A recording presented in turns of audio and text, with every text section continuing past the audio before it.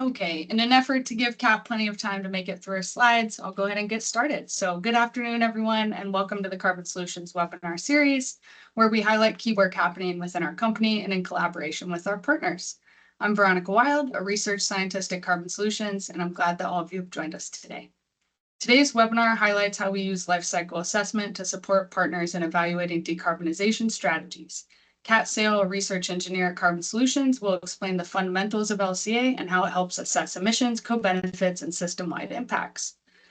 Please note that this session is being recorded, and you'll be able to access this presentation and all of our previous webinars on our YouTube channel after the session.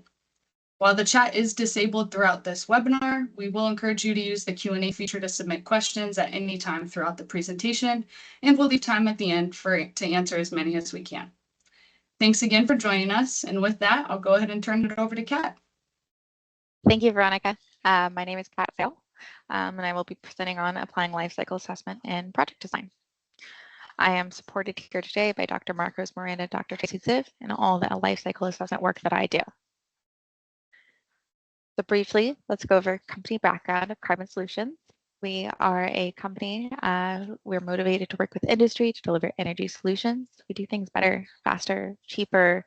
We launched in 2021 and we have 25 employees, with over half of them with PhDs, and we've done over 100 projects.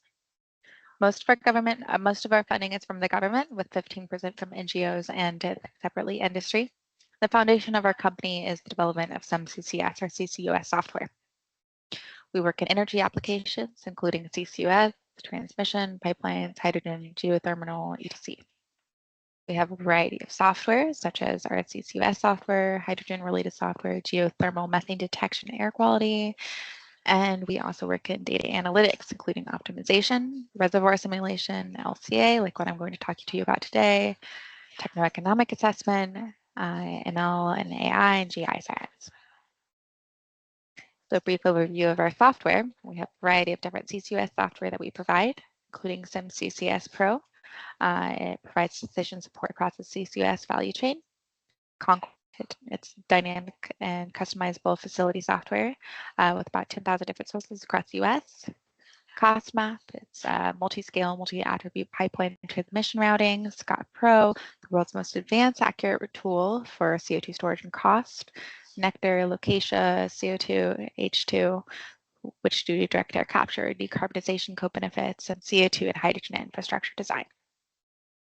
Additionally, we offer a bunch of different services, such as CCS infrastructure planning using some CCS, pipeline routing and feasibility using Cost Map, life cycle assessment, which I'm highlighting today, CO2 capture and co-benefit assessments using Concord and Locatia, CO2 storage assessments using Scott Pro, direct air capture siting using Nectar, and hydrogen and energy systems analysis. Our LCA team is led by me, Kat Sale, research engineer, and I'm supported by Marcos Miranda, a research associate here at Carbon Solutions, and Dr. Tracy Ziv, the director of project engineering. So the agenda for today, we're going to go over the fundamentals of LCA, which includes learning what goals, scope, inventory, impact, and interpretation are. And we're going to do it all with a specific example, which is going to be our 21st century power plant design. So what is life cycle assessment? Life cycle assessment, or LCA, is a method for assessing impacts of a product, process, service over its full life cycle or various selected stages of a product's life cycle. You can realize a bunch of benefits from life cycle assessment, including reduced costs, reduced material use, reduced waste generation. You can identify areas of cycling. You can have improved product sustainability. You can provide evidence for environmental claims, including environmental product declarations. And you can meet regulatory compliance. Additionally, you can qualify for different tax credits. The life cycle assessment is required for certain US tax credits. Life cycle assessment includes 5 stages. So this is our very brief overview, and then we're going to get really into it. So first, we have to define the goal of our life cycle assessment. Why and who are we completing this assessment for? Then we define our scope. What life cycle stages will be analyzed, how will our values be compared, what's going to be in, what's going to be out, and how are we going to determine our ultimate analysis. Then we collect our data. This is called the inventory step. We determine our elementary flows, such as our materials, our energy, our emissions, our waste. We determine how everything's interconnected. We build our life cycle model. And then we do an impact assessment. This is taking this big pile of data that we've collected and funneling it into different categories. We want to figure out how each data impacts the environment, human health, resource scarcity, whatever we're interested in looking at. Finally, we do interpretation. And when I say finally, I don't really mean finally. As you can see here, this is not step 5, this is step all. Interpretation means evaluating what you've done at each step, making sure that it's all in line with each other. It's identifying weaknesses in your analysis, identifying limitations, figuring out if there's changes that need to be made, figuring out if you need to include something that you didn't include before or something does not need to be gone in depth. This happens everywhere. And so let's get into how that can be particularly applied for project design. Welcome to the 21st Century Power Plant. You are part of the IDEA planning team. And in 2020, the U.S. Department of Energy announced their Coal First initiative, which issued funding for projects which could demonstrate viable pathways for developing flexible net zero power plants that leverage advanced combustion and CCS technology. So how can that be achieved? Well, Carbon Solutions, working with a group named Consol, came up with a coal power plant that has net zero emissions. But how could that be? Coal power generally produces 1.1 kilograms of CO2 equivalent per kilowatt hour produced, or 1,100 grams of CO2 equivalent. For context, according to the US eGrid reporting service, average coal power plant produced 3 million megawatt hours in 2023. So that amounts to a lot of CO2 equivalent emissions. So how can we possibly design a power plant that produces no emissions? Start by looking at the facts. So a majority of CO2 for a coal power plant is released on site from combustion of coal. Well, we can combat that with carbon capture and storage, where that CO2 is directly captured and then stored underground permanently. Another thing is that the second top emitter is from virgin coal mining. It's an embodied emission that's carried into the coal production. We could combat that by potentially using waste coal. Waste coal is a product of coal mining that is typically too fine or less energetic than virgin coal. And so it's stored in waste piles and slurry impoundments.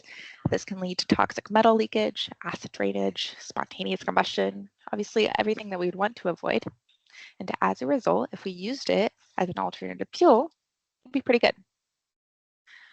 So what about the rest of our emissions? How could we potentially combat that? Well, forest biomass is a byproduct of forest management practices. The biomass, as it grows, consumes CO2. And according to the National Energy and Technology Laboratory, forest biomass consumes and can be accounted for about negative 0.9 kilograms of CO2 per kilogram of forest biomass harvested. That negative number is there because CO2 is consumed during growth. We're putting CO2 in. So this leads to a project design. Our first iteration of project design involved waste coal and forest residue being co-fired in a pressurized fluidized bed combustor. This produces electricity and it also produces CO2, which is then captured and sequestered. A pressurized fluidized bed combustor is special. It's a variation on conventional fluidized bed technology where you fire your coal and other fuels in a limestone and dolostone bed at elevated pressures, which allows it to release more electricity. And specifically, it's very good for this project because it can handle fuels with high moisture and fine particles. Great. So we have our idea. We have a general concept of what we're going to do. Now we can look at the ISO standards. So the ISO standards 14040 define specifically what an LCA needs, including what the goal needs. The first step of a goal is defining the reasons for carrying out the study. Why are we producing these results? Second, we have to define the intended application. How will the results be used? Then the intended audience, who will be using the results? And finally, whether the results are intended for comparative assertions that will be made public. So as like a very broad statement, we could say that the goal of the study is to do reason for use by audience, to do application. The results will or will not be used by the public. And if we bring this back up here, then we could say that the goal of our study is to evaluate the global warming potential of proposed project designs, determining if we're actually carbon zero, determine the quantity of biomass needed to have zero GWP. This is a specific requirement of our client. And then we can say that the results are going to be used by our design team to optimize their system design while staying at or under carbon neutral. And they're going to be released to the public, as you can obviously see. Then we have to define our scope. This determines what and how we are evaluating. The first step of this is looking at our product system and our system boundary. This includes unit processes, what goes in, what goes out, what we're lumping together, the different life cycle stages of our product, and what is in and what is out of our system boundary. So we started with this, right? And we see that our on-site processes, these are all on-site processes. Waste coal and forest residue come onto our site. So in a way, they're coming through the gate and electricity is produced and it leaves. So that's the gate as well. If we wanted to do a wider LCA, then we would need to consider the impacts of waste coal and forest residue, anything that comes in or upstream processes. So that would be the cradle, and then downstream processes would be what happens to the electricity. For this life cycle assessment, we decided to do a cradle to gate analysis. That means that we're looking at the impacts of all of our upstream processes, but we are not looking at how the electricity is used in the end. Cradle to gate. Great. So let's look at our system diagram. Starting with our power plant, these are all of our on-site processes, and then we're going to pull in kind of upstream processes we're looking at. So that includes waste coal, forest residue, some other consumables that we needed at the plant, which included lime, limestone, and amine for the CO2 capture system. Another process that we have to consider is CO2 sequestration. This is not necessarily like a grade. This is not a downstream process because it's a handling of our waste product, right? But it is something that we additionally have to include. Other things we could consider are construction of our different infrastructure, even decommissioning of that infrastructure. And we also need to consider the transport of all of our materials onto our site. Now we have kind of like our process system diagram. Let's draw a system boundary.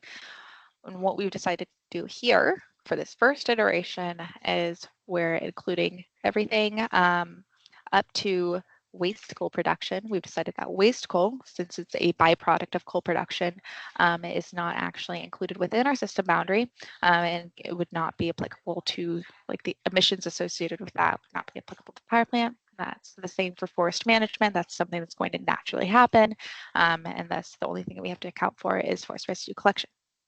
Other things that we did not account for in this first wave is construction and decommissioning. We assumed that that would have a limited impact on the final CO2 global warming potential. Okay, so the next part of the scope is we have to define our functional unit. This is a unit of comparison between studies. It normalizes all of our data, and it's basically just what are we making and how are we going to compare everything. Quick literature review of life cycle assessments on power plants reveals that 1 kilowatt hour is a typical functional unit for a power plant, 1 kilowatt hour specifically of electricity produced. Okay, so next, we then have to define our impact assessment. This is a lot of steps, right? A lot of really individual, very specific steps, but all defined by the ISO standards. So the impact assessment, what impacts will we be evaluating? Well, this one's pretty easy. We know that we have a lot of data, we have a lot of different impact categories we could evaluate, but we know that we're specifically interested in the global warming potential of our power plant. That's the kilograms of CO2 equivalent produced per kilowatt hour. There's a bunch of different impact assessment methods you can use. It relates each piece of your data to that kilogram CO2 equivalent value. Two of the impact assessments that we looked at over the course of this project was Tracy 2.1, GHGRP, GWP. Both of these are produced by the National Energy and Technology Laboratory. For this first iteration, we used Tracy. Then you have to define your allocation procedure. So an individual unit process, kind of difficult. An individual unit process has produces emissions and perhaps it also produces two products. How do you possibly say that product A has this much emissions from our unit process and product B has this much emissions from our unit process? Well, Both product A and product B have a certain mass or energy value. They also have a market value. Maybe they have a standard impact that people typically reference, like how I referenced that a coal power plant produces 1 kilogram of CO2 equivalent per kilowatt hour produced. So you could use any of those, but for this one, we decided to use the math of our products as our allocation method, aka a physical allocation method. The final thing you have to define is your assumptions and limitations. We haven't even done the analysis yet, so we can't quite do that yet. The next step is to take our inventory. So we are at our third stage. Great. As we're doing our inventory analysis, the first thing we have to do is look at and define a process flow diagram. So the design team came back to us with process flow diagrams for the system, and we identified emission points, material and energy flows, and then different relations between all of our processes. And one of the big things that we wanted to do was to be able to dynamically determine how much CO2 is going to be released when you change certain parameters in the system. So we needed to understand how the CO2 is related to our different inputs. This includes having a relation between the biomass carbon content, the coal carbon content, the sulfur content in the coal, and how that relates to the limestone, as well as the inlet air CO2 content. We created the CO2 balance, and essentially you just see that everything comes into the PFBC, it releases exhaust, a certain amount of that is captured and stored. The rest of the CO2 that is not captured is released to the atmosphere. Some of that CO2 was initially from inland air, so that CO2 is not counted against us. It's essentially CO2 that just came in and came out, but the rest of it that's released to atmosphere does count against us. Great. So we have an idea of our on-site processes, but we need to fill in the gaps down. This includes all of our upstream processes and any other kind of downstream things we want to consider. For us, this is just upstream. So for this model, we decided to rely on the Argonne National Labs GREET model. They have a lot of different variations. So we used their R&D version, but there are specific versions for all the different tax credits in the US, like 40B, 45B, 45Z, and CORSIA. This includes like sustainable aviation fuel, calculating your credit for hydrogen, calculating your credit for clean fuel, and they're often actually required if you're going to be trying to get these. Other kind of databases you can use, and which we've relied on later, are the NETL, CO2U, and 45Q OpenLCA databases.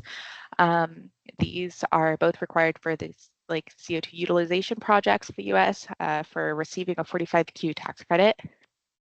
Other different databases include EcoInvent, the US Federal LCA Commons, OpenLCA Nexus contains a lot if you're interested. So we filled in the gaps. We have a bunch of different unit processes that tell us the embodied emissions of our different flows. So we need to build a model. Let's go back to our goal. This is kind of like an interpretation step. So we wanted to evaluate the global warming potential of our proposed product designs and determine the quantity of biomass.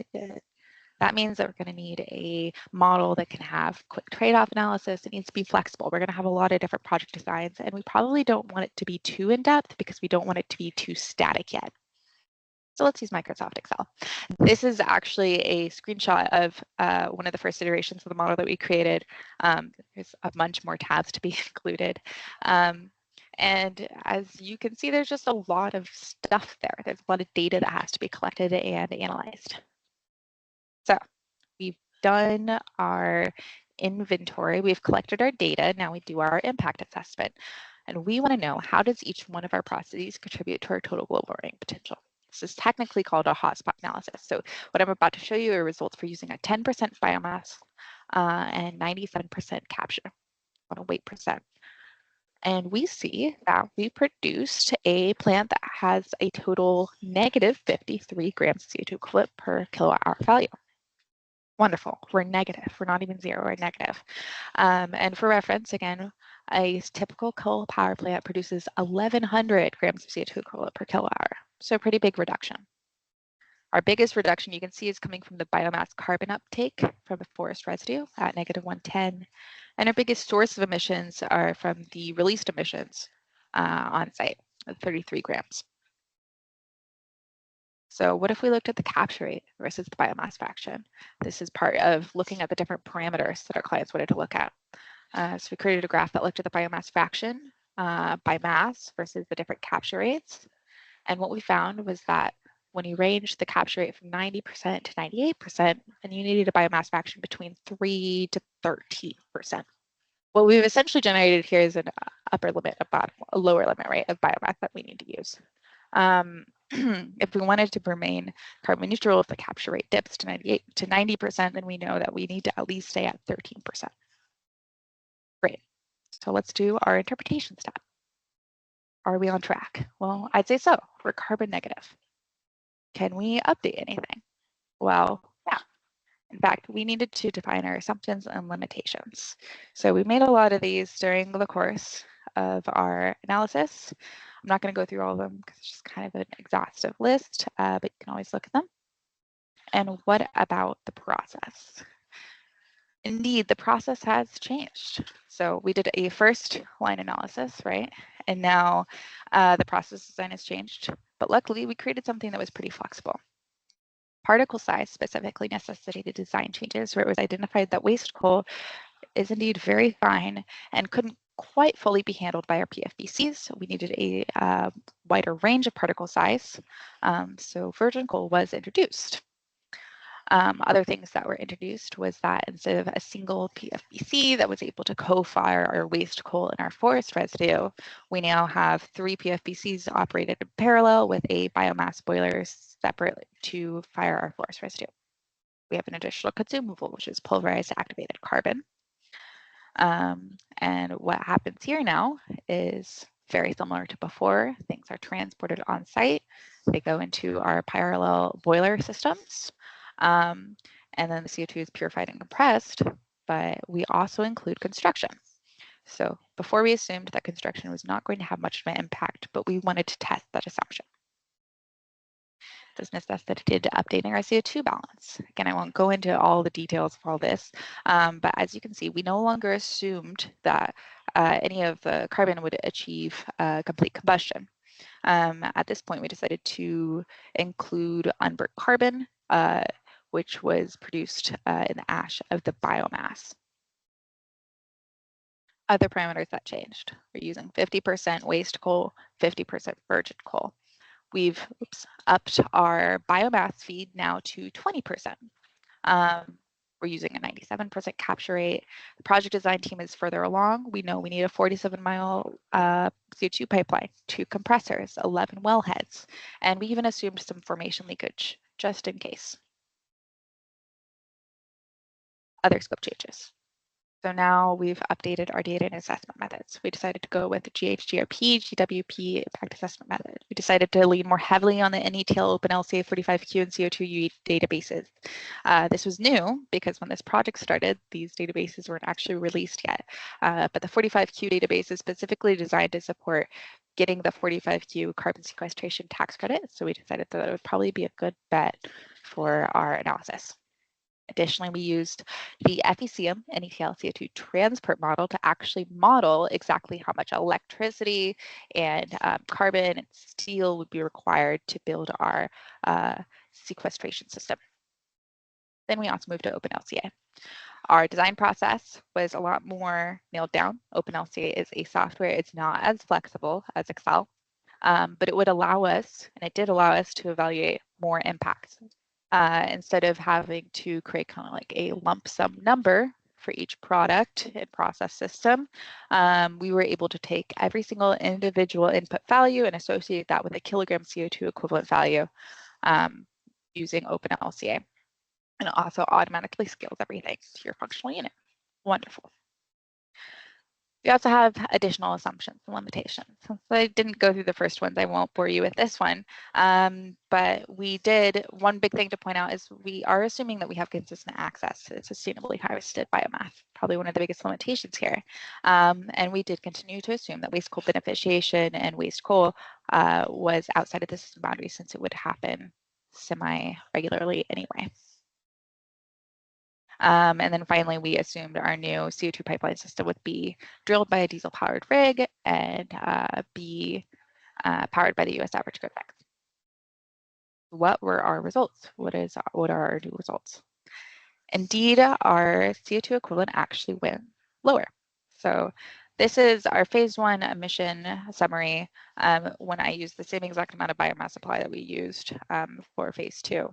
And we see that we had, or not, sorry, when we used all the same evaluation metrics as we used in our second phase, our biomass supply is still the lowest, biggest anti-emitter at negative 197. That's our biggest contributor, and that's because our biomass supply has increased to 20%. And now we have some slightly more on-site emissions at 36. And we also have some embodied emissions from our coal supply at 61. But other than that, many of our emissions have stayed relatively similar. Our input transportation has gone up because we have a new input. However, CO2 transport, storage, and construction went down when we decided to go on a more granular level on how our embodied emissions of creating our CO2 transport, storage, and construction process would be. And overall, our final number was lower at negative 70. But that wasn't it. There was actually quite a lot more iterations, and even more than what I'm showing here. However, what I'm showing you here is actually what we are about to publish about. We are publishing on these 4 different phases of analysis that we performed and how each different analysis was independently impacted by different assumptions. So, final conclusions. We created an LCA model that informed client design. We identified parameters required to meet a net zero global warming potential, and we revealed what matters and what doesn't. And this occurred throughout the entire process of the project design. So our upcoming publication, you can keep an eye out, is going to be called Using Iterative Lifecycle Assessment to Support the Design of a Novel Carbon Negative Power Plant. That is first authored by me, Kat Sale, supported by Marcus Miranda, Andrew Harrison, and Tracy Ziv, and Kevin Ellett, as well as from Worley, Console, and Ozamoto. We have David Stoffer, Stephen Winter, and Evan Boomer. So thank you so much. We have some references. We are now open to questions.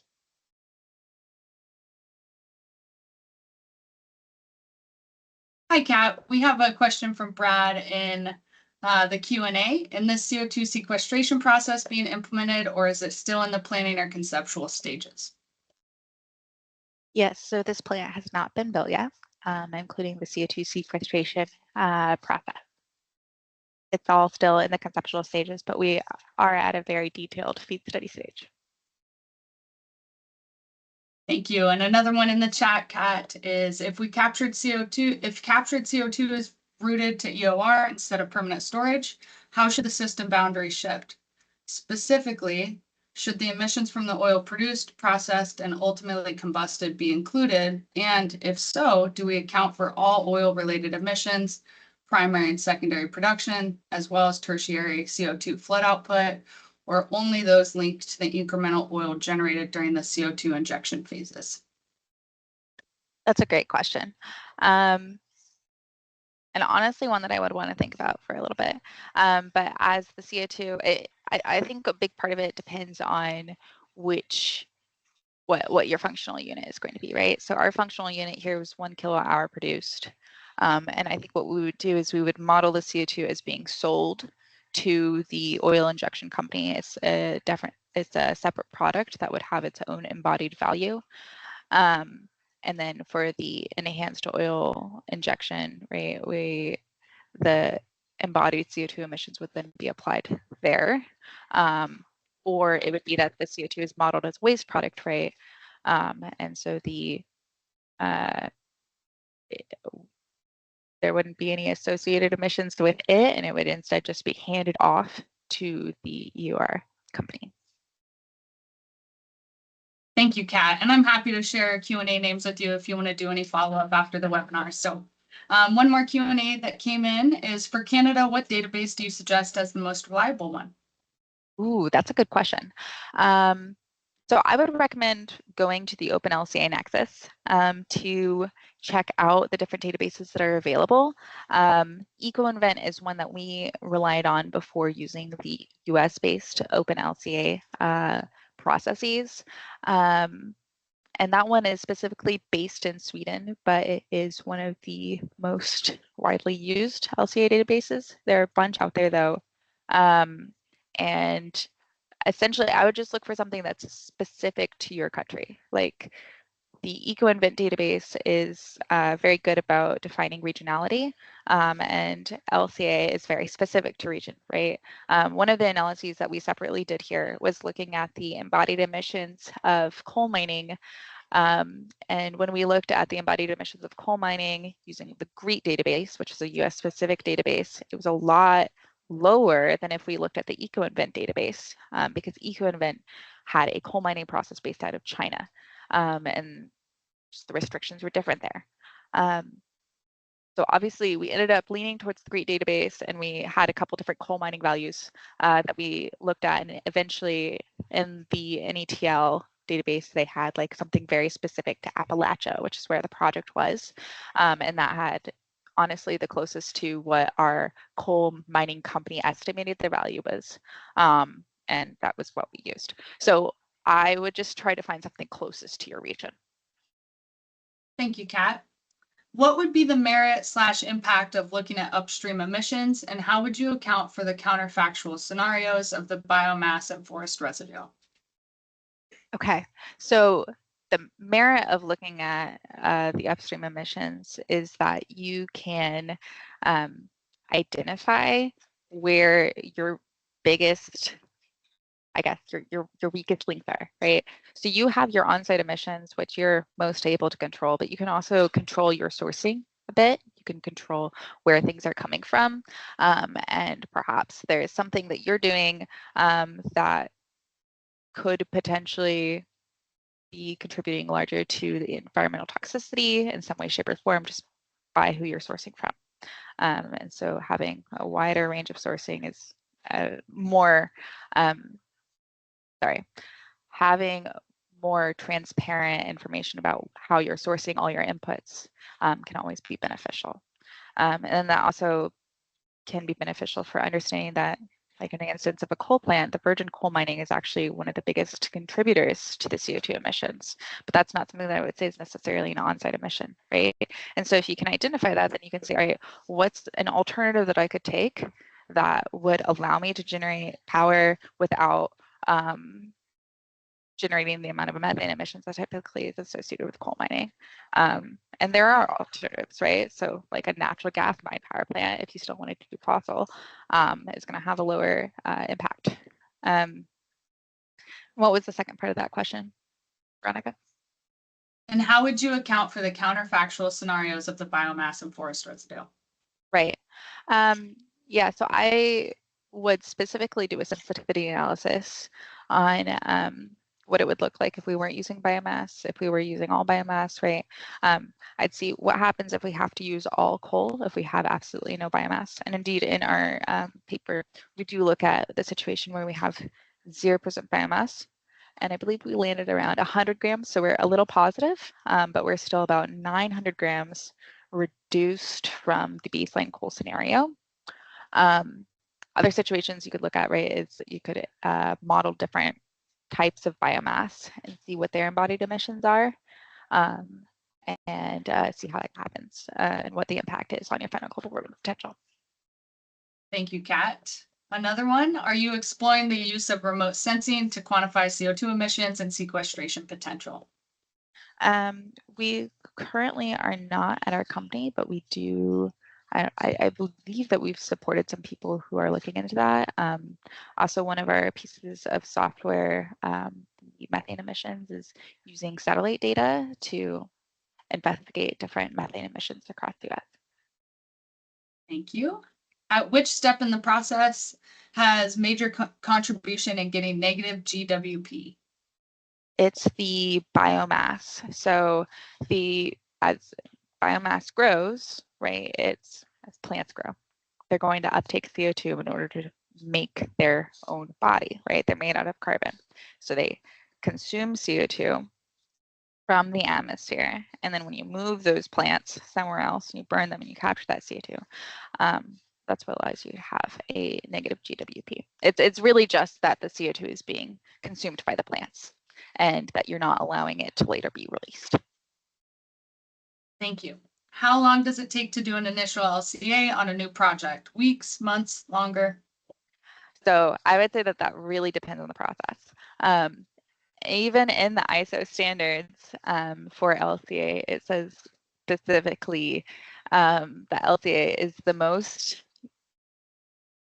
subjective to and specific to the process that you're evaluating of various different analyses, right? There's not like a predefined step. Each one of these stages is heavily influenced by interpretation, by what needs you need, and what you're trying to meet. If you're doing some sort of novel process, that would be on the month scale, right? Because you want to and are probably going to have to build out new and novel flows. You won't be able to use data from government databases as much.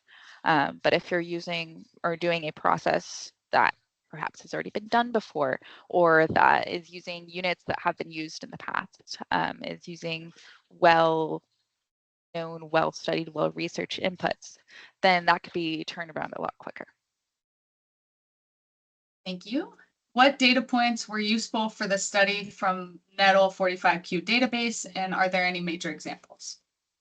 Ooh, yeah. So in the NETL 45Q database, we relied heavily on the different types of biomass inputs they had in there, as well as saline aquifer and sequestration, CO2 transport and saline aquifer sequestration process.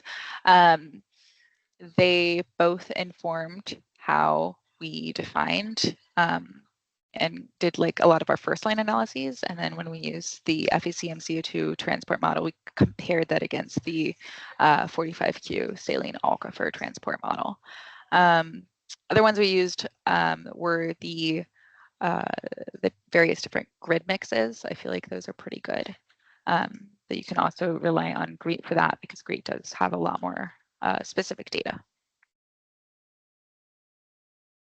Well, thank you, Kat. That is all of your questions in the Q&A. So unless I see any more populate through, I just want to thank everybody for joining us today. We host a monthly webinar highlighting work we're doing, as well as a monthly newsletter. And again, this is recorded and will be posted to our YouTube channel tomorrow. So thank you all for joining us. And thanks, Kat, for such a great presentation. Thank you. And feel free to reach out to me with any questions.